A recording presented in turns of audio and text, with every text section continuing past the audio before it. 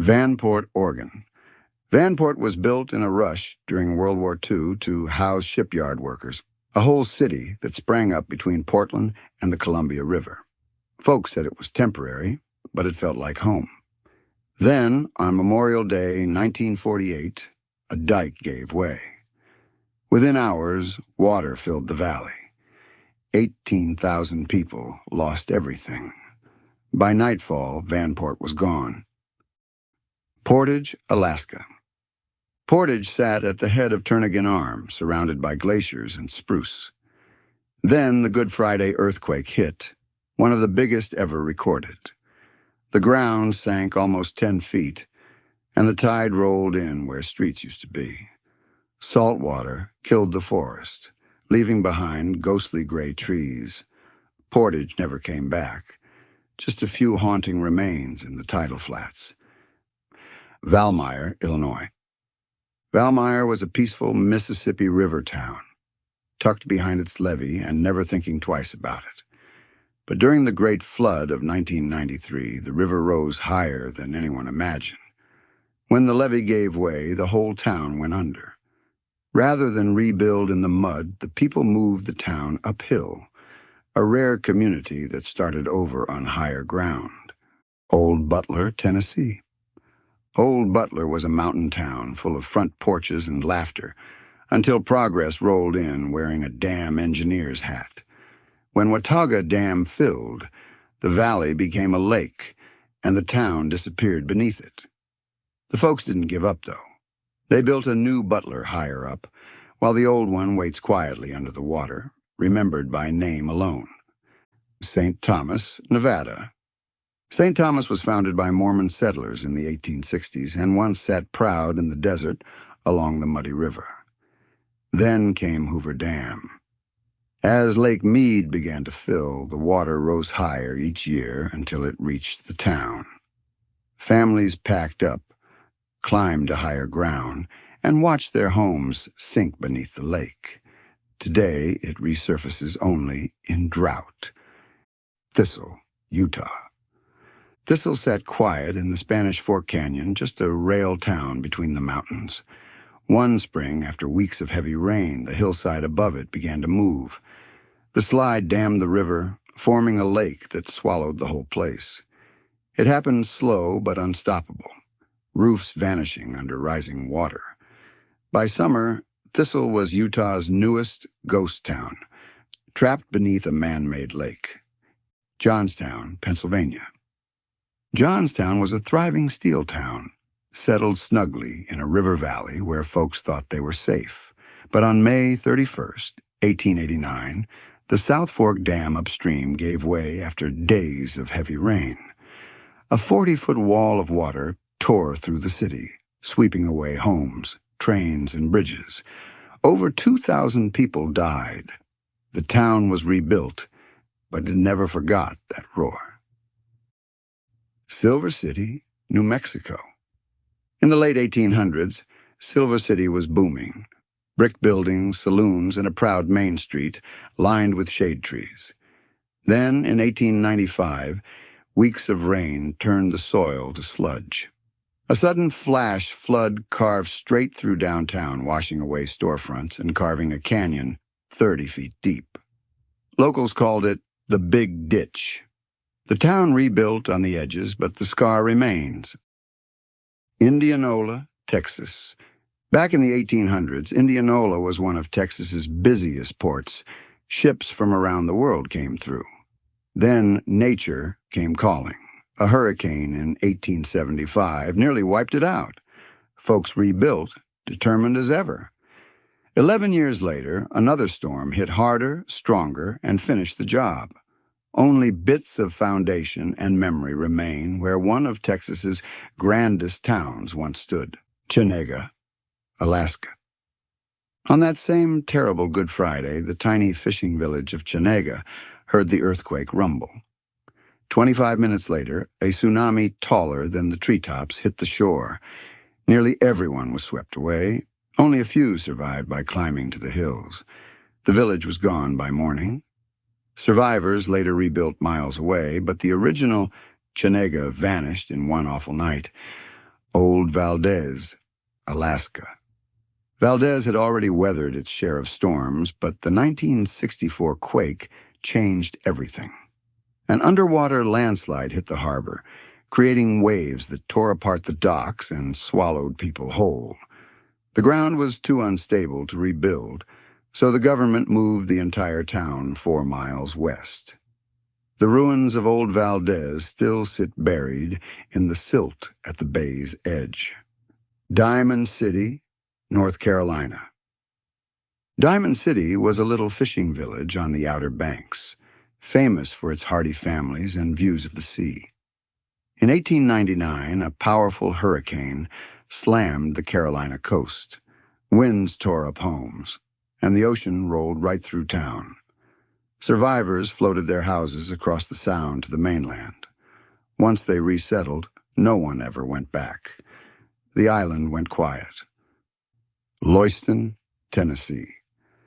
Nestled along the Clinch River, Lewiston had good farmland and friendly folks, but when the Tennessee Valley Authority built Norris Dam, the water came for it. By 1936, the rising lake swallowed homes and barns, leaving only chimneys and treetops. The people founded New Lewiston up the hill, but the old one still sleeps under the calm waters of Norris Lake. Kettle Falls, Washington. Kettle Falls was once a proud riverside town where salmon ran so thick, folks said you could walk across them. When the Grand Coulee Dam was built, the rising waters of Lake Roosevelt buried the falls and the town with them. Families packed up and moved uphill to a new Kettle Falls, while the old one disappeared beneath the lake's smooth surface. Portsmouth Village, North Carolina. For generations, Portsmouth was a thriving port, with boat builders, merchants, and salt works.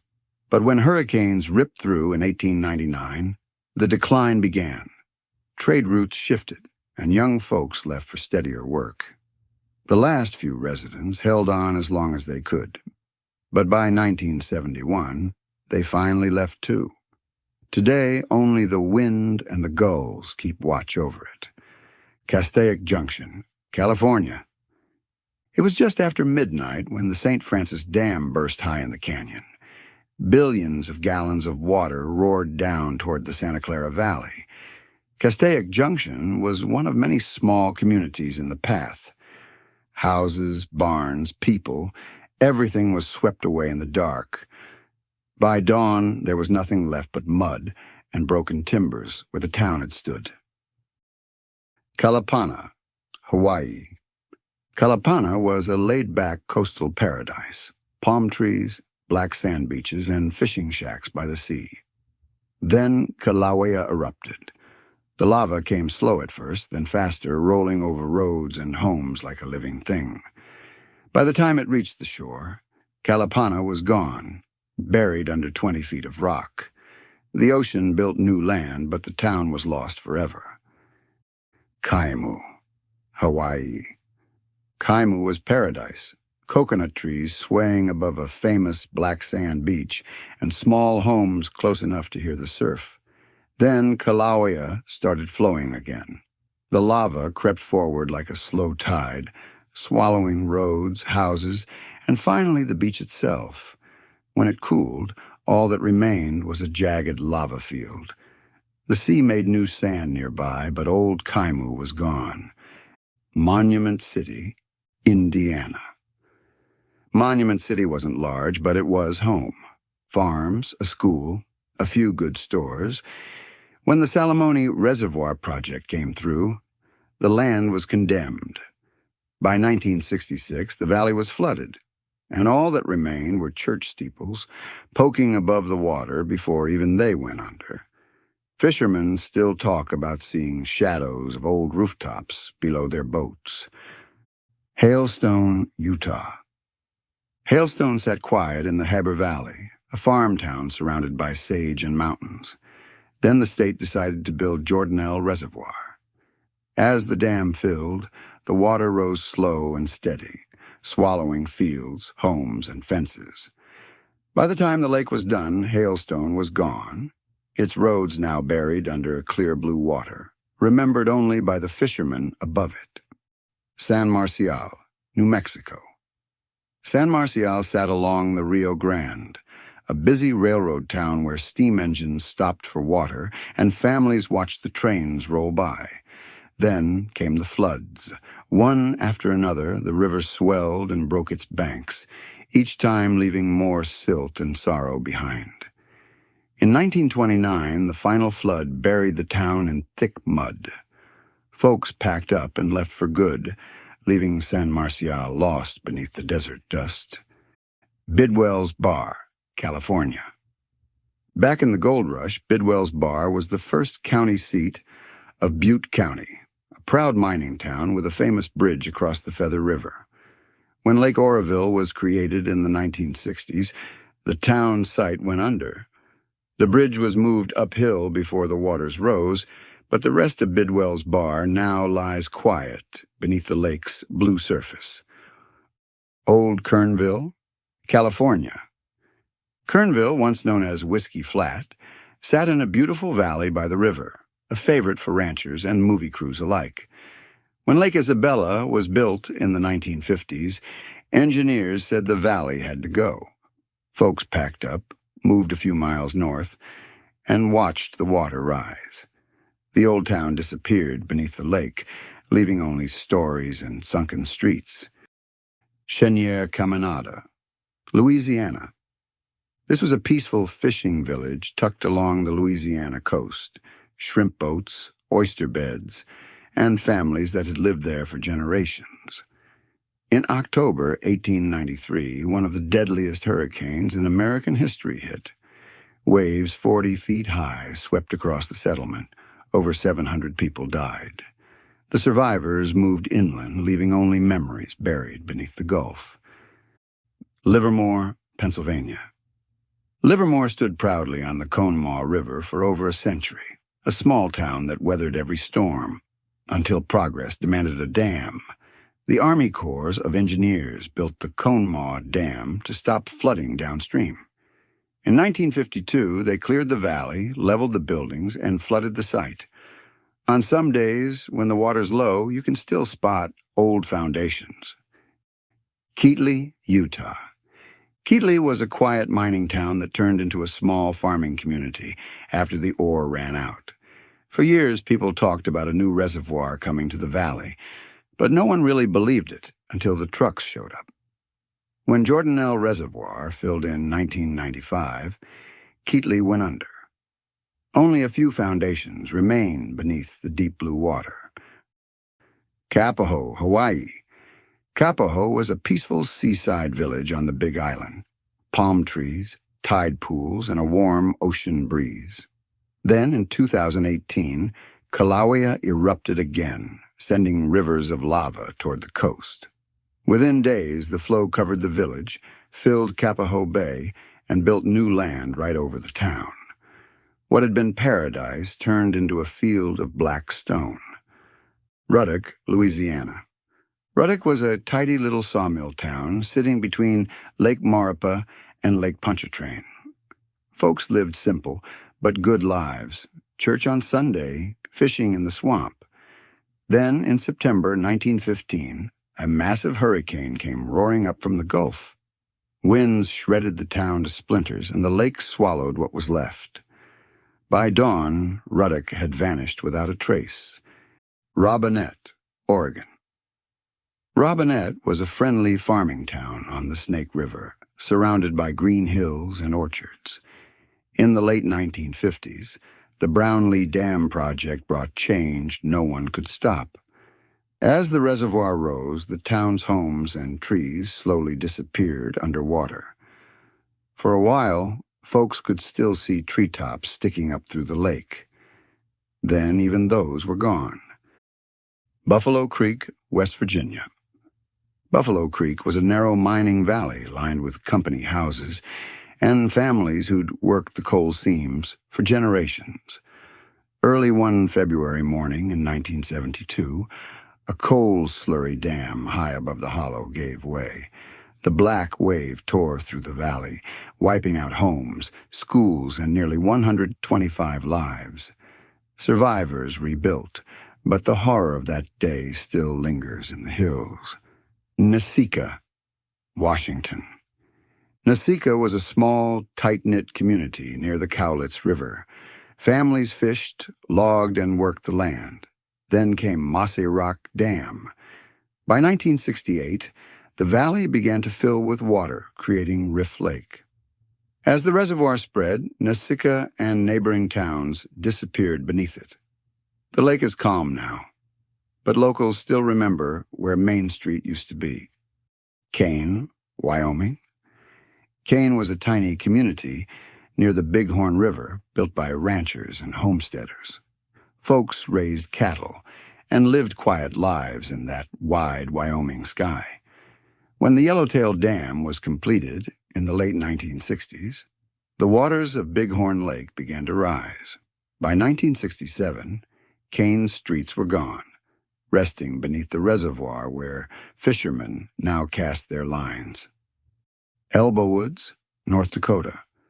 Elbow Woods sat along the Missouri River, heart of the Mandan, Hidatsa, and Arikara homeland. Families farmed rich bottomland until the Garrison Dam project came through in the 1950s. The rising waters of Lake Sakakawea drowned the valley and every home in it. People were forced onto higher ground, their old town buried beneath the waves. The loss still echoes through tribal memory today. Dana, Massachusetts. Dana sat in a quiet Massachusetts valley surrounded by woods and farms. Families had lived there since colonial days. Then Boston needed drinking water. The Quabbin Reservoir project meant the town had to go. By the late 1930s, Dana's homes, churches, and cemeteries were bulldozed or moved, and the valley was flooded. All that remains are the stone walls and memories. Prescott, Massachusetts. Prescott was one of 4 Massachusetts towns sacrificed for the Quabbin Reservoir. It had schools, stores, and generations of families who never dreamed the water would rise so high. By 1939, it was gone, every building razed or moved before the flood. When the reservoir drops in drought years, you can still see parts of its old roads winding through the mud. Cosmos, Washington.